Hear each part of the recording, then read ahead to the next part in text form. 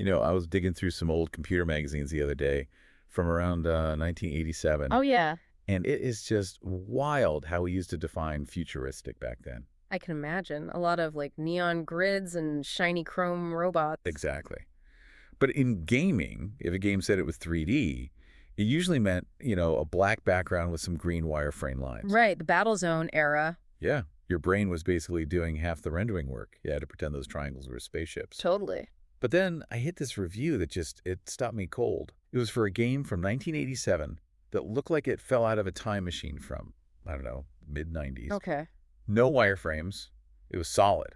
It had rolling hills, actual lighting, shadows, a physics engine. It was like seeing a color photo in a newspaper from 1850 or something. That is the perfect way to describe the arrival of Zarch. It wasn't just a step forward, it was a completely different species of software. And that's exactly what we're unpacking today. We're talking about Zarch, or as you might know it from the ports, Virus. We're going to look at why this game was a technical miracle, why the controls made grown adults cry, and the sheer genius of the engineering that made it all possible. And we have to talk about the hardware, too. Because you can't really talk about Zarch without talking about the machine it was born on. The Acorn Archimedes. The Acorn Archimedes. This is a piece of hardware history that I feel like a lot of people in the States probably missed. But in the UK, this thing was legendary. It absolutely was. The Archimedes was the first home computer built on the ARM architecture.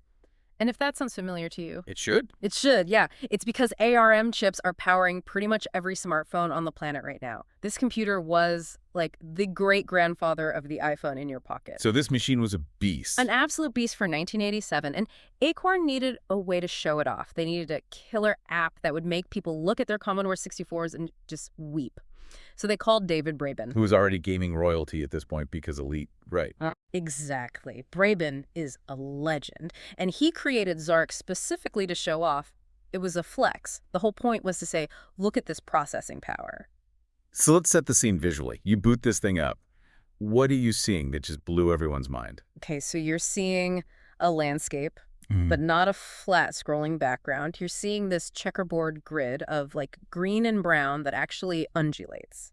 It has hills and valleys and coastlines. Wow. And you're flying this little ship over it that casts a real shadow on the ground that moves with you. And this is what they called solid 3D. That was the buzzword. Solid-filled polygons. Before this, everything was sprites, just flat images moving around. This is a world you could actually, fly into. The reception must have been insane. I saw a note here about ACE magazine, Advanced Computer Entertainment. They gave it a score that seems mathematically impossible. 979 out of 1,000. It was the highest rating they had ever given a game at that point. That's incredible. The headline was literally Solid 3D, the future of games. And, they weren't wrong. It took the rest of the industry about 5 or 6 years to really catch up to what Braben did in '87. Now, Zarch was the original title on the Archimedes, but most people, like you said, probably played it as Virus. Was that just a marketing name change? Mostly, yeah. It was ported to the Atari ST, the Amiga, the PC, and even the ZX Spectrum in 1988 under the name Virus. Did it look the same? It looked similar, but there were trade-offs. The Archimedes was just so powerful it could handle really complex lighting effects, depth shading. Right. The Atari and Amiga were great machines, but they couldn't quite handle that light sourcing. So Virus looks a bit flatter, lighting-wise, but the speed and the gameplay were pretty much identical. And weirdly enough, the Atari ST version of Virus actually scored higher in ACE magazine than the original, 981. I think by that point, reviewers were just so in love with the gameplay loop that the lack of, fancy lighting didn't really matter. It was still light years ahead of anything else out there. Okay, so we've established it's gorgeous. But once you get over that initial wow factor, Yeah. what are you actually doing? Is there a story, or are we just looking at pretty hills? Oh, there's a plot, but it's very much an old-school arcade setup. You're the pilot of this lone craft called a lander, and you are the only thing standing between a peaceful landscape and an alien invasion. Classic 80s setup. One ship against the armada. Exactly. But the way the invasion happens is really unique. The enemies are these cedar ships. They don't just shoot at you. They fly over the landscape and scatter these red particles, the virus. And this is where the visuals become the UI, right? You don't have, like, a Planet Health bar in the corner of the screen. No, you watch it happen. The landscape starts out all green. When the virus hits, it turns brown, then red. It spreads like a blight. You can literally look down and see the infection moving across the map in real time. That sounds incredibly stressful. It is. It's visceral. Even the trees mutate. If the virus hits a tree, it turns red. And later on, if you or an enemy shoots a mutated tree, Let me guess. the tree itself becomes aggressive and starts attacking you. The trees attack you. That just feels personal. It feels like the whole world is turning against you. It's very similar, in a way, to the arcade game Defender. You're not just trying to survive, you're trying to protect a finite amount of territory from being erased. And the scoring system ties into that, doesn't it? You don't just get points for kills. Right. You get bonus points at the end of each wave based on how much uninfected green landscape is left. So if you save the world, you get a high score. If you let it burn, you get nothing. And then, just to tune the screws, the game changes the map on you. Every 4 waves, you get a new landscape. But as you progress, the ratio of land to water shifts. You get less land and more ocean. Which sounds like it would be easier, right? Less land to protect. You'd think so, but it actually concentrates the infection. The enemies have a smaller target, so the virus spreads much, much faster. It forces you into this tighter and tighter kill box. Okay, premise is stressful. Visuals are great. But we have to talk about the elephant in the room. The controls. Ah, yes. The controls. I have heard Zarch described as unplayable, sadistic, and my personal favorite, a physics lesson gone wrong. Why is flying this ship so hard? Because it simulates real thrust physics with absolutely zero hand-holding. I mean, think about a modern flight sim or even a space game. You push the stick forward, the ship goes forward. The computer is firing little retro rockets to stabilize you. Sure. Zarch gives you a single thruster and is mounted on the bottom of your ship, pointing straight down. That's it. No forward thrusters. No forward thrusters, no brakes, just go up. So how do you go forward? You have to tilt the nose of your ship down, like you're basically aiming at the ground, and then fire the thruster. This pushes you up relative to the ship, which propels you forward and down. But you're accelerating toward the ground. Exactly. So you have to thrust to get speed and then immediately pull the nose back up to level out before you crash. It's this constant rhythmic battle of tilt-thrust level, tilt-thrust level. That sounds like trying to balance a broom on your palm while you're riding a unicycle. That is a startlingly accurate analogy. And remember, there's no auto level button. You have full 360-degree pitch and yaw. If you tilt too far, you flip completely upside down. And if you hit the thruster while you're upside down, you rocket yourself straight into the earth at Mach 2. Game over. I could just picture the panic. You see an alien, you jerk the mouse, you flip over, and you just pile drive yourself into the scenery. That is the essential Zarch experience. In fact, it was even worse during development. There's a famous story about the prototype, which was just called Lander. Oh. The mouse sensitivity was so high that if you were just sitting on the launch pad, haven't even taken off, and you so much as bumped the mouse, Oh, no. the ship would register the tilt, flip over, and explode instantly. You died while parked. You died while parked, yes. Yeah. They dialed that back for the commercial release of Virus, so you only explode if you try to land while tilted, but it shows you the level of precision Braben was working with. And you have to land, right? You can't just stay in the air forever. Nope, you have fuel. So imagine this. You're fighting off 3-seaters, the ground is turning red, trees are shooting at you, and your fuel alarm goes off. You have to disengage, fly back to your base, hover perfectly level, and gently set it down. While being shot at. While being shot at. You are a complete sitting duck. It creates this incredible tension where the simple act of parking your car becomes the boss fight. That sounds absolutely punishing. And speaking of punishment, I read about the weapon system. The game actually penalizes you for shooting. It does. It's another layer of what I'd call Braben difficulty. You have a rapid-fire autocannon. It's fun to use. But every single bullet you fire subtracts 1 point from your score. So you can't just spray and pray? You can, but you'll end up with a terrible rank.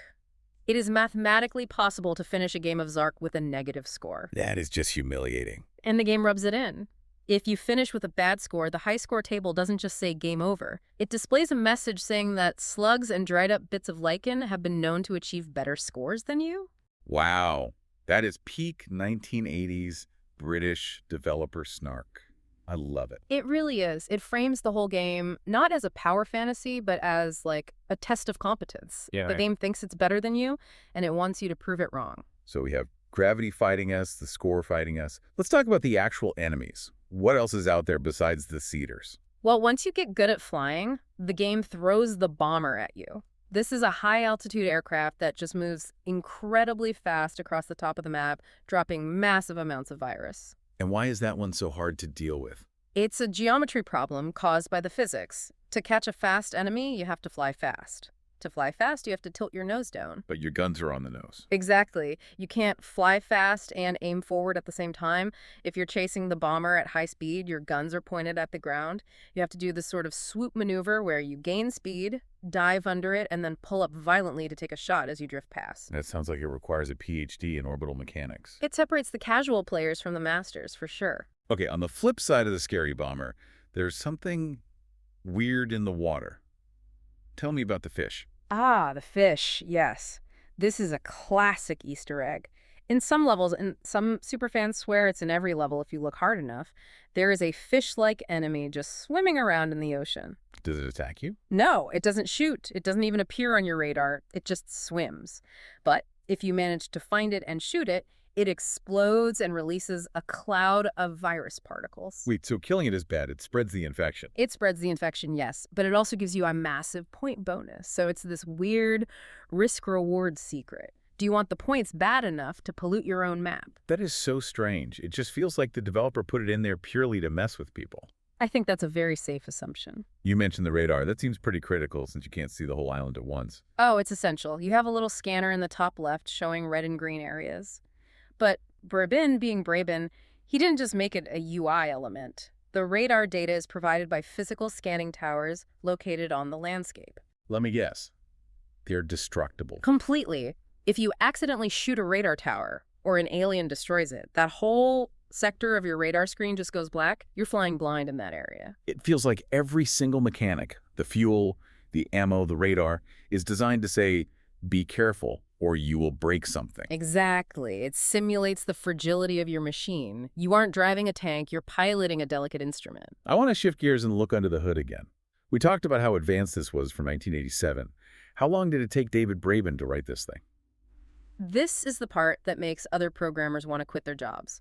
Braben wrote the original demo, Lander, in less than 3 months. 3 months to build a 3D physics engine from scratch. Less than 3 months. He apparently only had access to a development machine for the Archimedes for about 2 weeks in January of '87. He wrote it all in ARM assembly code. Wow. He'd been experimenting with 3D algorithms on the BBC Micro, but the Archimedes finally gave him the horsepower to make it real. But even with all that power, he must have used some serious shortcuts. I mean, generating a 3D landscape in real time in 1987, how do you even do that? It's all math. He didn't have an artist draw the hills. He used pseudo-random sequence sine waves. Okay. English, please. Basically, he used a mathematical formula to generate waves, like sound waves or ocean waves, and then just phrase them in place to create the hills and valleys. It uses almost no memory because you're just storing the formula, not the whole map. That's brilliant. And then there's the sorting issue. This is really clever. In 3D games, the computer has to decide which object is in front of which other object. Right, so you don't have a tree that's behind a hill appearing on top of the hill. Exactly. The standard way to do this is called bubble sort or quick sort. Basically, you compare every object to every other object to put them in perfect order. Is tree A in front of tree B? Is tree B in front of rock C? That sounds slow. It's incredibly slow. It eats processor cycles. So Braben realized he didn't need perfect order, he just needed good enough. He used something called bin sorting. Okay, what's the analogy for that? Imagine you have a messy pile of books. Bubble sort is looking at every single book and alphabetizing them perfectly. Bin sorting is like taking 3 laundry baskets and saying, okay, A through M goes in this basket, N through Z goes in that one. So you're grouping them roughly by distance instead of perfectly ordering them one by one. Exactly. He just divided the world into these depth bins. He didn't care if tree A was 1 inch behind tree B as long as they were both in the far away bin. It uses a bit more memory, but it is lightning fast. That's a fascinating trade-off. It's prioritizing speed over absolute perfection. And speed was everything. The game ran at a frame rate that made other games look like slideshows. What about the shadows? You mentioned they were solid, but were they, like, real dynamically cast shadows? They were a cheat, but a really useful one. The shadows are just projected vertically, straight down. They don't distort perfectly over the curved hills or anything. If you look closely, they kind of look like stickers on the ground. But they worked. They worked beautifully for gameplay. Because of that vertical projection, you could see the shadow of an enemy ship on the ground before the ship itself flew onto your screen. So the graphical hack became a tactical radar system. Precisely. I also saw a note about display modes. Mm. Apparently, the computer could do a high resolution, but Braben actually turned it down. Yeah, this is a great little detail. The game runs in what's called Mode 13, which is 256 colors. The Archimedes had a higher resolution Mode 15, but Braben skipped it. Why would you do that? Better graphics are always better. Not if it kills your bandwidth. Mode 15 required moving so much data around that it actually clogged up the memory controller and slowed down the main CPU. Braben knew that for a game like Zarch, fluidity was king. He sacrificed resolution to keep that buttery, smooth frame rate. It seems like every single decision was laser-focused on the feel of the flight. It really was. So Zarch lands in 1987. It blows minds, gets ported as Virus. How is it remembered today? Did it spawn a massive franchise? Not exactly a franchise, no, but it has a very respectable legacy. In 1991, Amiga Power magazine voted it the 5th best game of all time. It's high praise. Very high praise. Did we get any sequels? We did. There was a game called Conqueror, which used the same landscape engine, but instead of flying a lander, you drove a tank. That sounds a lot easier. Tanks generally don't flip upside down and explode if you tap the mouse. It was definitely more accessible. And then, much later, in 1998, Braben's company, Frontier Developments, released Virus 2000 for the PC and PlayStation. And 98 is a long gap. That's the PlayStation era. Did they keep the brutal controls? They tried to modernize it. They added more forgiving physics, better mission structures. Yeah. But honestly, it didn't quite capture the magic of the original. Why do you think that is? I think because the brutality was the magic. When you play Zarch, you feel like you are wrestling a machine. When you succeed, when you land that ship perfectly after a huge dogfight, you feel like a god. Because you earned it. You absolutely earned it. Modern games, they love us. They want us to win. They have auto-aim, auto-leveling, checkpoints every 5 seconds. Zarch did not care if you won. It's the difference between riding a roller coaster and flying a helicopter. One is thrilling but safe. The other requires you to actually know what you're doing or you die. That's it. And Zarch comes from that era where the challenge wasn't just beat the level. The challenge was master the interface. Read the manual or suffer. Read the manual, practice for 10 hours, and then maybe you won't explode on the launch pad. But that feeling of mastery is something very special, and I think very few games today are brave enough to demand that from the player. Well, next time I crash my ship in a modern game, I will try to remember that at least I didn't get a message telling me I played worse than a piece of dried lichen. Always a silver lining. Huge thanks to everyone for listening to this deep dive into Zarch. Go check out a video of it if you can. The movement is still mesmerizing to watch. It really is. Thanks for listening. See you on the next deep dive.